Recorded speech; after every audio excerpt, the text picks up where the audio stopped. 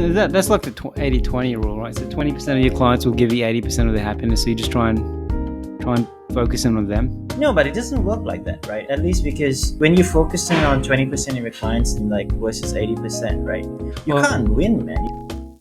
Business over drinks. Business over drinks. This is Dave and Terng. This is business over drinks. Hey everybody, welcome to another episode of Business Over Drinks. My name is Terng and I'm calling in from Singapore. Hello! My name is David. Welcome, as Terng said, to Business Over Drinks. I'm calling in from Australia. How you doing, Terng? Not too bad, man. What's the weather like in Brisbane? Hot, cold? Shit. All right. How about Singapore? Oh, it's raining and it's hot and humid and sunny half the time, and I hate everything. So yeah. Cool. Oh yeah, that's the weather here right now. Oh, we nice. get a very, unlike people in America, we get a very tropical Christmas. I love it so much. It's just really hot. Yeah, Dave's a little bit spoiled when it comes to weather because he actually has the seasons. And then if you live in Southeast Asia, seasons don't mean anything. I was in Singapore. I remember it being slightly colder, and people were so excited about the winter wear they bought accidentally. I saw this guy with a beanie on his head.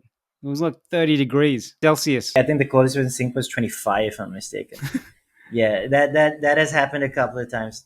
I mean, let people have their fun, man. You're just being a hater. I don't want to. Anyway. You're just being a hater. So this is our first recording in a while. I think the first one since we were in Johor Bahru. But I think this one actually might come out before the episodes in Johor Bahru. But I'm excited, man. I'm excited. It was a good trip, man. Dave, and you were in town. It was a really good trip. It looks like you were lying. But what are you drinking right now? I'm having a Brothers premium cider. The flavor is, I have no idea actually, but it looks like it's a grapefruit flavor thing. Good. Best of the Zest, I believe you call it. It's not too bad. It's a cider. I like cider, so I'm pretty okay with it. What about you, man? You drink anything? I'm drinking a Glenfiddch on the rocks. I'll show the bottle. I'm drinking straight from the bottle. But should I? It was from a mate of mine, so shout out to him and his wonderful wife for giving me this for my birthday. So I'm only drinking it now. So cheers. Nice. Dave's going to get really drunk in the next 15 minutes. Because I barely drink now. So. Man, you barely drank when we used to hang out in our 20s. Well, you only drank with me, and you just get really You're pissed. the worst influence. And we drank so much when I saw you. Just kidding. We barely drank. Yeah. We were so well behaved. No. We drank a bit. It was a bit sad actually. It's like just because we were alone in the house, not going out, just drinking, and going like, "Oh, we're gonna go out one day. We're gonna go out one day." We just never did. No, but it was fun. Yeah.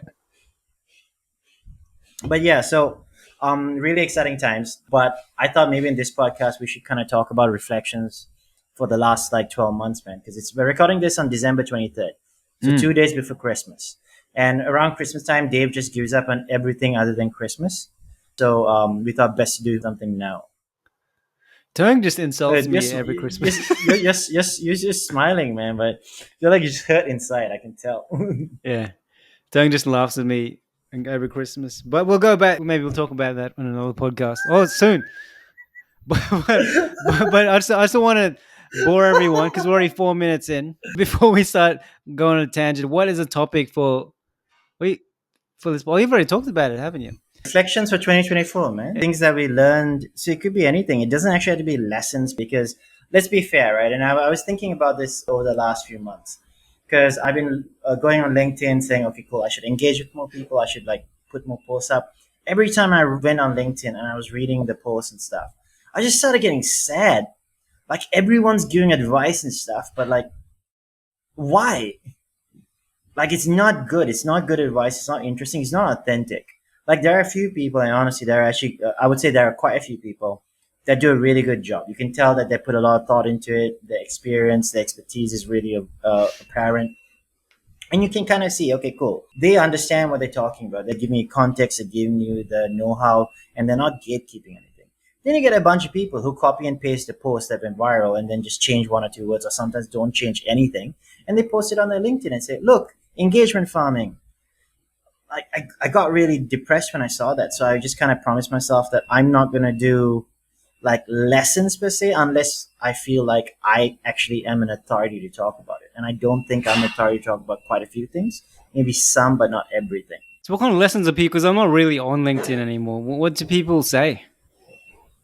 Is it Yeah, just Dave doesn't like any of my LinkedIn posts.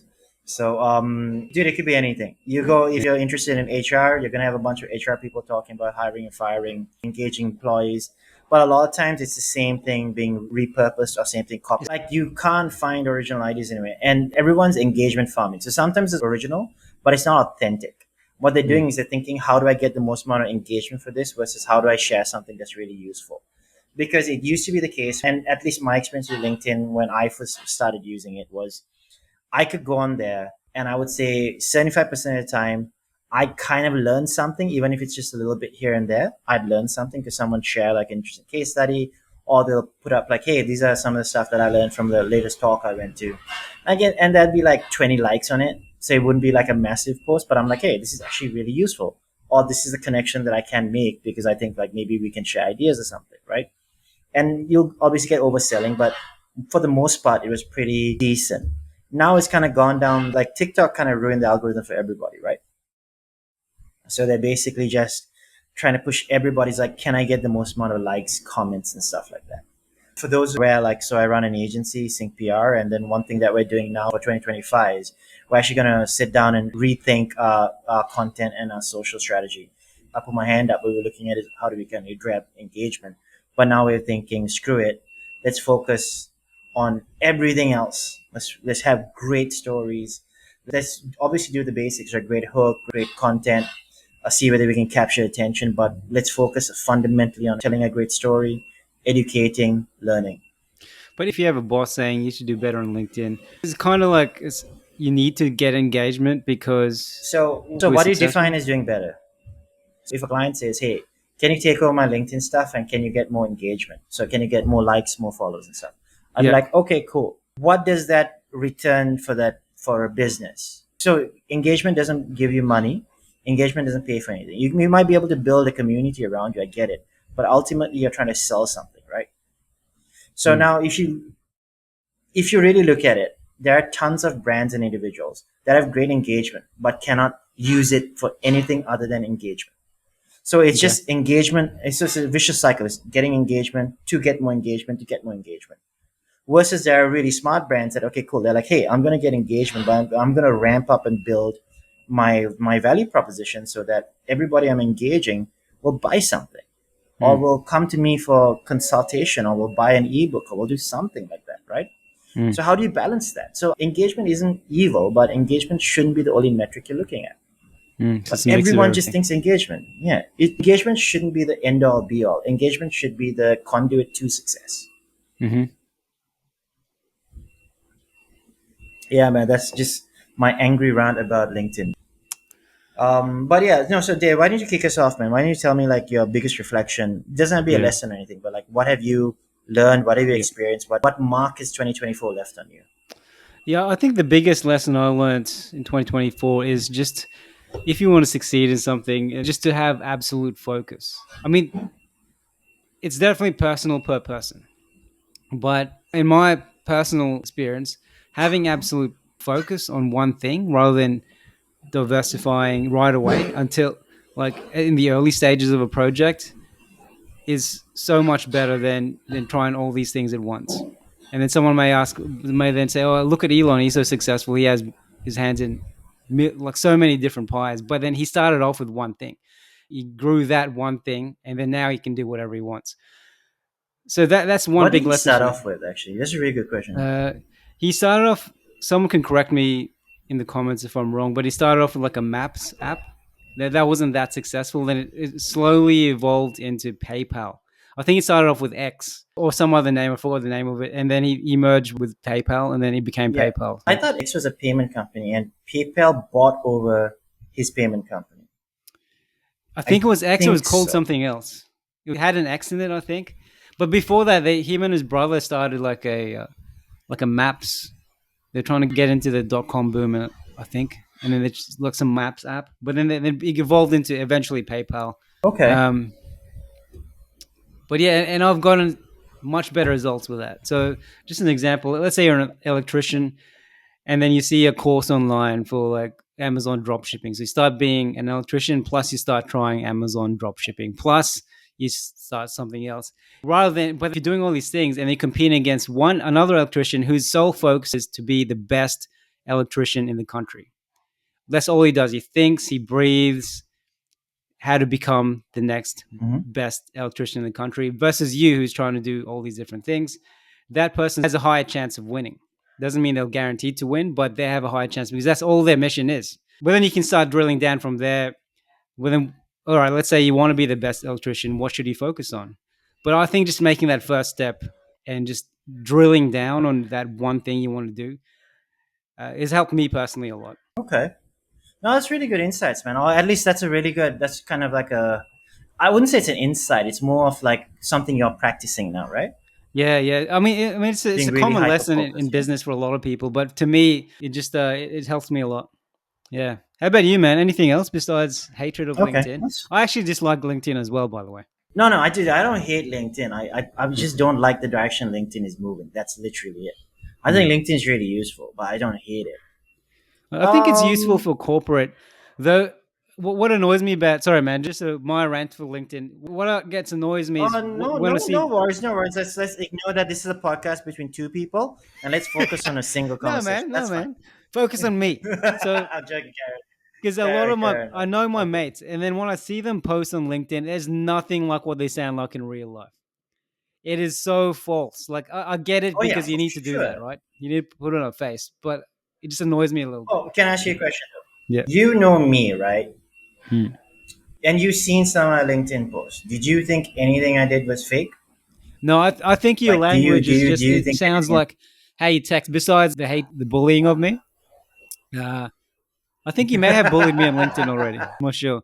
Yeah, actually thinking about it now, your posts are more genuine. Besides the fact that you bully me, like you sound like how you sound on when you text me, which is very rare. Besides, yeah, excluding the bullying, you don't bully me that much on LinkedIn. I don't think you do anyway. I Oh don't yeah, really I check it. just sent you like hate texts. I sent you hate It's a messages barrage like, when I wake up. hey Dave, no one likes you. Bye. Hey, Merry Christmas. You suck. And then I can't Oh, reply, it just blocks me. it's really hurtful ones, like your disappointment. Block. Nah, no, none of that stuff. None of that stuff. But yeah, no, I'm glad. I'm glad. Hopefully, my stuff comes out as a little bit more authentic. I think, or at least maybe not so scripted. Because I'm not trying to be. I don't think about my LinkedIn posts for hours, which I should, but I don't because I'm like, you should be a representation of yourself. I think I'm professional enough to like not fuck up, right? So I'm hoping that's the case. You know, I when we know, go man. I drinking, probably not. I turn off, I delete my apps just in case. All my social media apps, I just delete You them. delete? Why don't you just block them, man? I don't think Just there's a way block on them, dude. iPhone. That's terrible, dude. Okay. Okay. I'll share learning or share a reflection from 2024. Right. I'll ask you a question. Do you want me to be more serious, or do you want to be a little bit more lighthearted? Do you either? Just whatever. Both. Okay. Cool. Thanks, Dave. Thanks for giving me your preference, which was like me saying, "Hey, I've got a couple. You pick which one you want to hear." You just like anything. Okay. Okay. I'll say something that's maybe it's not controversial, but people are going to disagree with it. I think this insane overcorrection when it comes to work-life balance is kind of crazy. Like, I think work-life balance is really important, and I think we shouldn't abuse ourselves and abuse other people. But like, there's this overcorrection where, like, if you ask somebody to do something else, or like say, "Hey, today's going to be a busy day, so like, we may be working late Mm. today," and then just like, nah. I'm like, but it's a full-time job. You kind of gotta. And there's going to be times when the reason that we didn't get the job done is because you were slow Mm. or we weren't ready to get it done. So therefore, we're going to got to catch up a little bit, right? But everybody looks at it from such a skewed direction, which is if it's not working, it's everyone else's fault. You never look inwards at yourself. Someone told me something really cool. I keep on forgetting who told me this, or whether I heard Me. this on a podcast. I forget. You did not. But we judge ourselves on our intentions and we judge others by their actions. So the best thing that the way to become a better person is to balance that, is to figure out that if you're going to judge everybody by your actions, and judge yourself by your actions, or if you're going to judge yourself by intentions, judge everybody by what the intentions could be. So that'll just center you on what you need to do. So I'm trying to follow that a lot more. So I'm trying to get a lot less angry and a lot less personal when, like, if something goes wrong in work, I should take it really personal. I think I've shared some stories here on the podcast as well where, like, I felt wronged by a client and I would just get really personal. So it still bothers me to no end, but like I don't let it get personal anymore. I don't like You don't cry. fantasize about like crushing the business, which I can't do. I'm not a psycho. I know I can't do it, but we all have those destructive imaginations. I like how you said that just as a bit of a buffer. We all have those destructive imaginations. Just to rope everyone in. It's not me. It's not me. Everyone is Everyone, like we're this. all in this together. We're all bad people. Not me. Yeah, yeah. We've But- all committed crimes. You know that. White collar crimes. Yeah, so work-life balance. Are you talking about people in general, business people, or just everyone in general? Team members, everyone. No, so I think if you're running your own business and it's just you, right, then you don't have work-life balance. It's kind of like what it is, right? But I'm Yep. just talking in general. What I'm seeing, the trend, and again, I'm gonna relate it back to LinkedIn. It's kind of what people are saying on platforms like LinkedIn and TikTok and stuff like that. Because I'm like, yo, I absolutely agree. We need to work towards better work-life balance for everybody. I'm not insane. I don't insist people do crazy hours and stuff like that. But sometimes you just gotta, right? There's gonna be more work. You cannot plan if you're working in any sort of service industry, or even if you're working internally for a big company. Yeah, you cannot plan and schedule your work to an extent where you know that you're going to get in at 9 and you're going to finish everything by 6 or 5:30, whichever one you want to look at. There's going to be inconsistencies. You're going to have an off day. There's extra work that's going to come in. You can't stop it, right? You just make, if it's a constant and that is the way that you're working, then yes, you should have that conversation.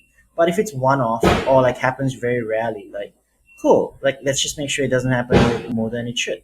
That's literally the conversation we should have. I think I just got a little bit more bitter this year. I think you've been consistently bitter throughout the years, which is fine, man. Like, you haven't let me down in that regard. Yeah, I've been consistent. I've been pretty consistent. Yeah, you've been on brand. I am who I am. I am who I am. No, I'm sure you've matured. I haven't seen it, but I'm sure you have. I can talk about your maturity in a minute. Is there anything you've consciously wanted to improve over next year in your life? I wanted to. I want to do a couple of things. I think from a more tactical standpoint, I want to get better at using generative AI. I'm pretty okay at it, but I want to get better at a lot of stuff. I want to kind of learn how to use AI agents a little bit better. I want to figure out what we can automate in the company, how we can scale usage. And that means there's got a little bit more investment in there, but I got to do that because I was always a little bit afraid about using AI because like clients weren't happy when we use AI for stuff and everything. So, but I'm like, I mean, you got to like, it's adapt or die, right? Yep. So I'm going to do it. The other thing I'm going to do is I think I'm going to pick my partners and clients a lot better.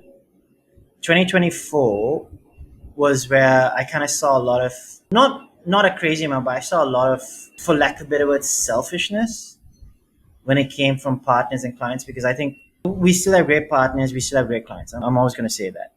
But sometimes I went after I went after the money, I went after the name. And like I ignored the red flags when it came to certain things. Like, hey, these are the people we should be partnering with. But then like, they're really difficult to work with. Like the RFP, the request for proposal process, or the new business aspect, everything, which is really hard. Like they made it more difficult, and I was like bending over backwards to get things cleared up, right? Yep. And then the same thing with clients, where you can tell, like after a while, you're like noticing, hey, they're just constantly trying to like pull stuff from you.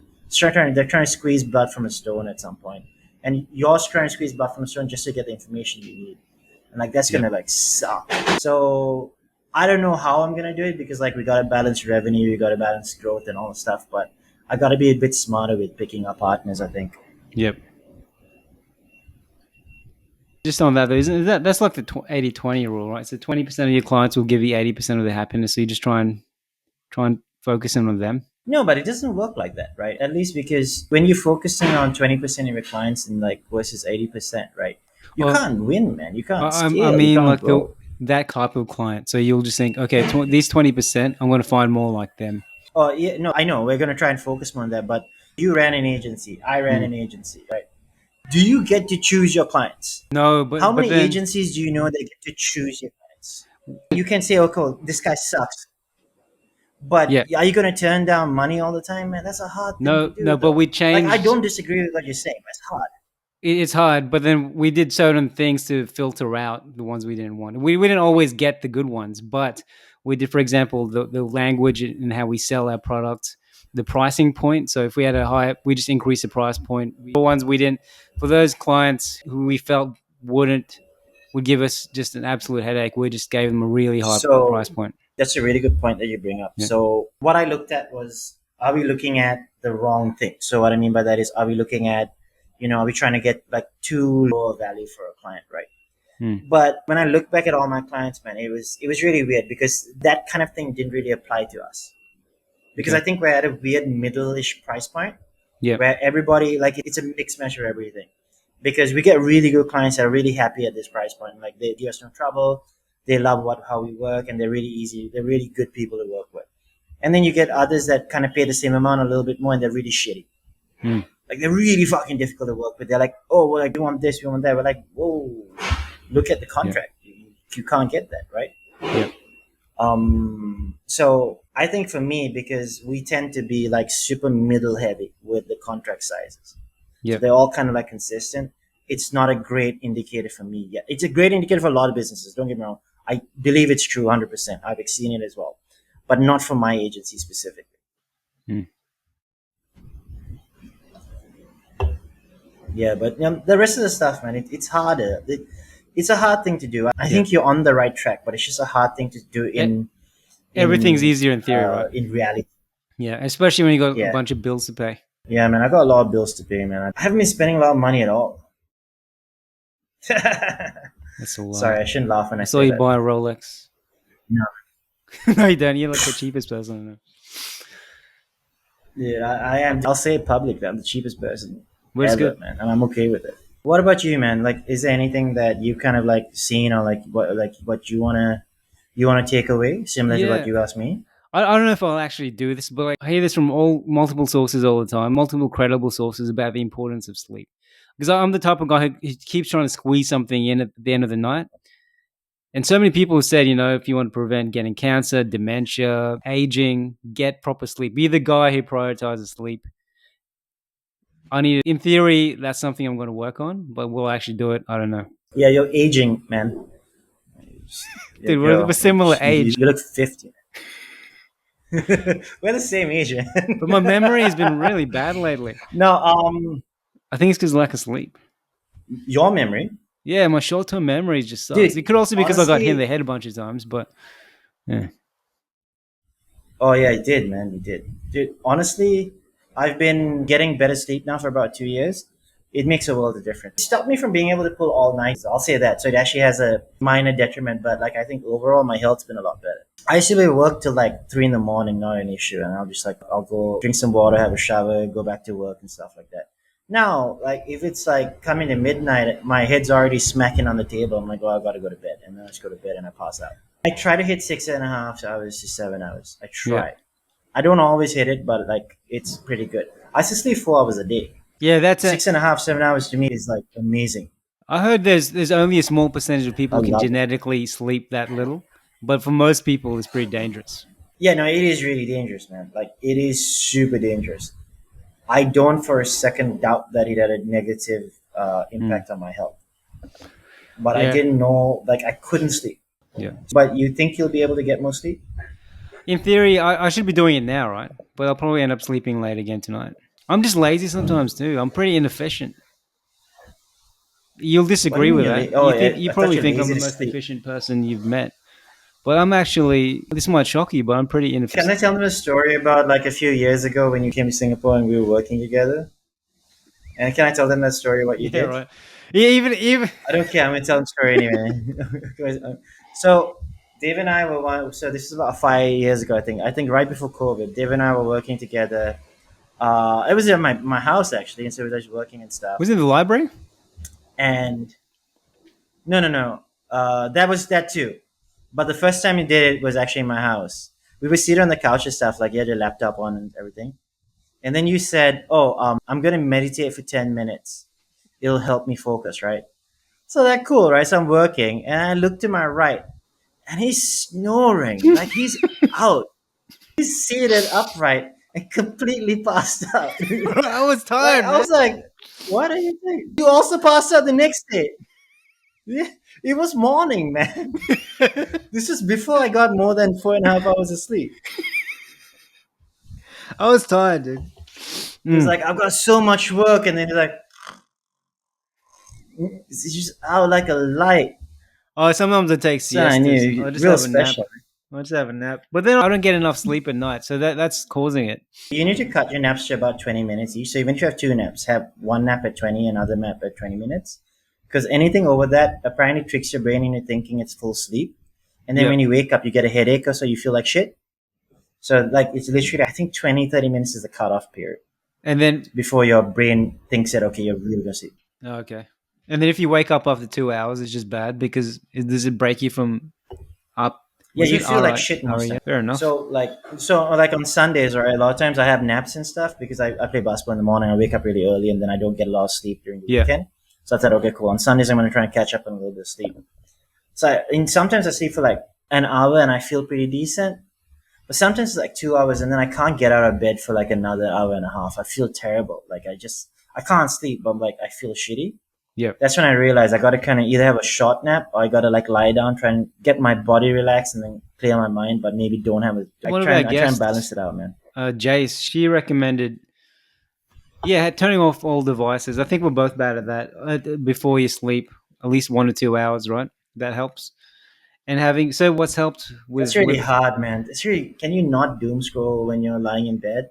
I can, I doom scroll, man. I can't, but man. I've started reading. But then Like, I work like half an hour before I sleep, which is just as bad. I mean, are you napping or working? That's a real question I gotta ask you. Oh man, how would you rate your year out of 10? Your 2024 I wasn't a great year, man. It's a 6. Actually, it's 6? a really bad year. I'll put it as a 5. I'll Dang, put I it as a 5. mean, it could be worse though, Yeah, right? man. No, it was pretty bad, man. It's a pretty bad year for me. It's a pretty bad year. Like with all the personal stuff, it's a pretty bad year. Fair enough. What about you, man? How would you rate it? I would probably, I'd say it's a 10. Sorry, 10 out of 10. Yeah, I got hit in the back of the head pretty hard, so I think I just narrowly escaped brain damage. So I'm pretty grateful that I'm alive. I think that's what gives it a 10. To the fact that I can still speak properly.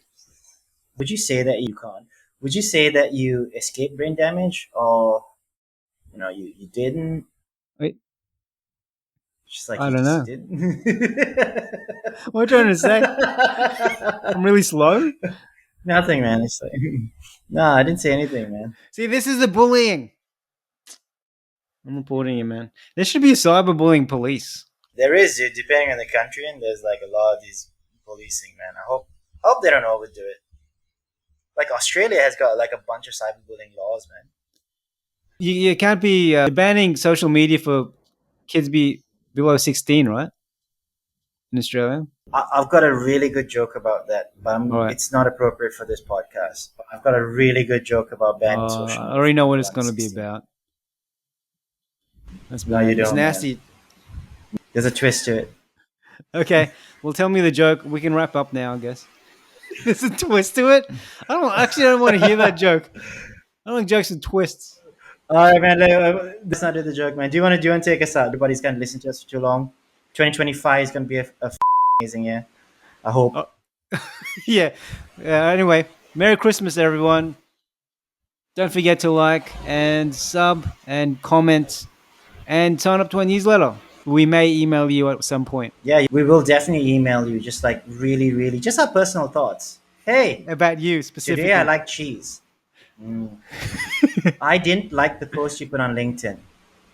You could That's do it. better. No, no, everybody. I'm going to Just do make it. sure that you follow us. We're going to be a little bit more active in 2025.